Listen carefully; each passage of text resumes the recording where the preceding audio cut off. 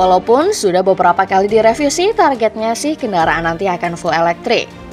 Namun di kejuaraan dunia MotoGP, mesin pembakaran internal atau mesin bahan bakar bensin masih akan menjadi jenis mesin yang wajib digunakan oleh semua hingga akhir tahun 2031. Dengan kapasitas baru 850 cc dan penggunaan bahan bakar sintetis 100%. Sampai saat ini secara umum pabrikan masih ingin dapat bersaing dengan mesin pembakaran internal ini selama 5 tahun lagi ke depan ini, artinya ada kemungkinan MotoGP masih bermesin ICE paling tidak hingga akhir tahun 2036. Setelah itu, apa yang akan terjadi selanjutnya masih harus dilihat berdasarkan perkembangan teknologi mesin bahan bakar bensin. Namun, apa yang menyebabkan MotoGP masih berpikiran bahwa potensi mereka masih menggunakan mesin bensin? Beberapa insinyur KTM menghitung bahwa untuk mencapai efisiensi energi mesin V4 1000cc, MotoGP saat ini dengan drivetrain serba listrik diperlukan baterai seberat 500 kg. Sebagai pengingat, sepeda motor balap MotoGP saat ini memiliki berat minimal 157 kg. Walaupun secara umum densitas energi dan dimensi baterai EV itu sudah jauh lebih kompak dibandingkan 10 tahun yang lalu. Namun dengan pengetahuan teknologi yang dimiliki manusia saat ini, densitas, bobot, dan dimensi bila dibandingkan performa yang bisa dihasilkan masih sangat jauh efisiensinya dibanding mesin bensin. Entahlah 5 tahun lagi, kalau saja manusia bisa membuat baterai kecil dan ringan namun dengan densitas energi yang besar, mungkin revolusi ke EV buat MotoGP bisa juga berakselerasi.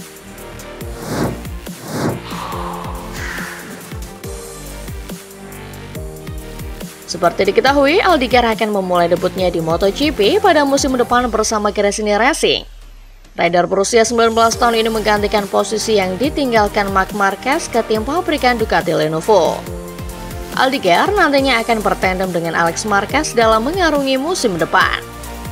Menyoal rider debutannya itu, Garcetti tak mematok target muluk-muluk. Dia hanya ingin Aldiger fokus untuk meningkatkan performanya. Menurutnya, perihal podium adalah bonus karena yang terpenting adalah bagaimana ridernya itu bisa tampil konsisten pada setiap balapannya. Garcetti mengambil contoh Fabio Di Giannantonio ketika debut di 2022 bersama Gresini Racing.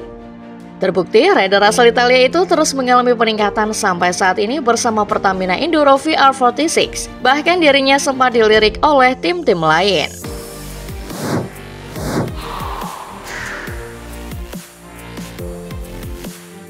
Banyak pembalap yang menaruh permintaan bonus di dalam kontrak setiap kali dirinya menang dalam balapan. Namun, hal tersebut tak berlaku untuk sang juara dunia MotoGP 2024, yakni Jorge Martin. Martinator sudah berganti seragam dari tim satelit Pramac Ducati menjadi Aprilia Racing untuk MotoGP 2025. Ia pindah usai keluar sebagai juara dunia MotoGP 2024.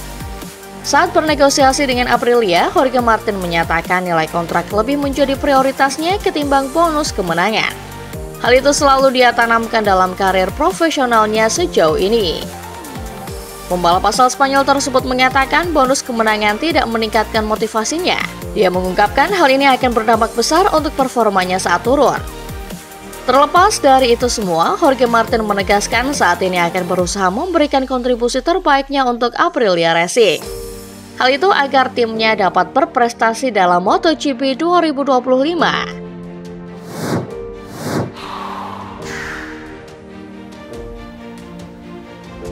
Marc Marquez hanya membalap satu musim di Gresini Ducati. Meski begitu, pembalap berjuluk The Baby Alien itu sukses memberikan impak besar untuk Gresini Ducati. Iya, Marquez berhasil mendongkrak prestasi tim satelit tersebut dengan finish di posisi ketiga klasemen akhir MotoGP 2024. The Baby Alien menempati urutan ketiga setelah memenangkan 3 balapan dan 7 podium. Nama besar Marquez juga membawa berkah secara finansial untuk Gresini Ducati. Laporan Course di Moto menyebut Marquez bahkan tak perlu menyertakan kesepakatan untuk mengundang sponsor. Sepeninggalan Marquez, Gresini Ducati dilaporkan mengalami kesulitan finansial, terutama dalam mendapatkan sponsor besar. Beberapa mitra belum mendatangi Gresini Ducati. Namun sayang, saat ini Marquez sudah ditarik ke tim Ducati Lenovo. Pembalap asal Spanyol itu akan bertandem dengan Francesco Bagnaia. Marquez sendiri dapat kesempatan promosi berkat adaptasi cepatnya dengan motor balap Ducati. Kini, menarik menantikan kinerja Marquez bersama tim pabrikan Ducati. Marquez sendiri bahkan diketahui difavoritkan merebut gelar juara, sebab dia akan mendapat motor balap yang lebih kompetitif lagi pada musim depan.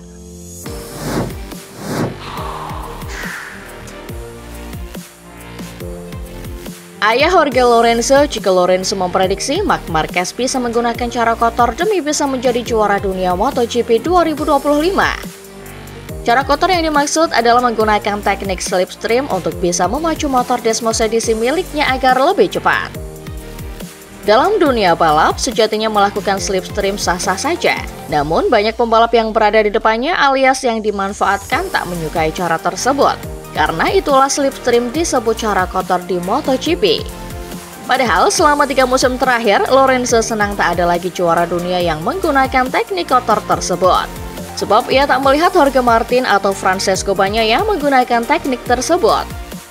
Lorenzo pun berharap Marquez bisa bertarung dengan normal dan tak menggunakan teknik slipstream.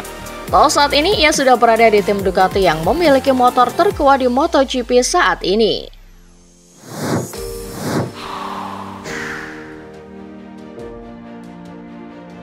Dibandingkan tahun-tahun sebelumnya, hubungan Valentino Rossi dengan VR46 Racing Team maupun VR46 Rider Academy sedikit merenggang. Memang masih baik, namun tidak dapat disangkal Valentino Rossi terlihat mulai jarang tampil mendampingi keluarga VR46.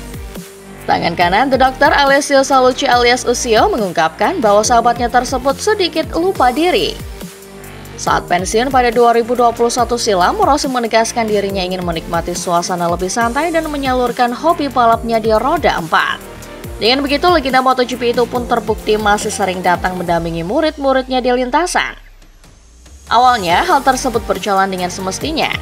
Sampai pada 2024 lalu, Rossi lupa diri dan kalap dengan melahap hampir semua tawaran untuk balapan yang datang ke mejanya. Pria 46 tahun tersebut masih mengikuti GT World Challenge Europe sebagai kejuaraan utamanya pada 2024 lalu.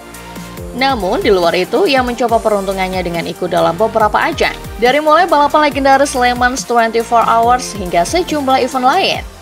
Ternyata itu membuatnya semakin kesulitan hadir di MotoGP sepanjang 2024 lalu. Padahal kehadirannya sangat dinantikan para pembalap dan krunya di VR46. Ucio pun menegur sahabatnya itu untuk mengambil lebih sedikit job untuk musim 2025 mendatang. Selain itu, menurut Ucio, balapan yang terlalu banyak juga membuat konsentrasi Rossi pecah sehingga hasil yang didapatkannya pada 2024 lalu tidak maksimal.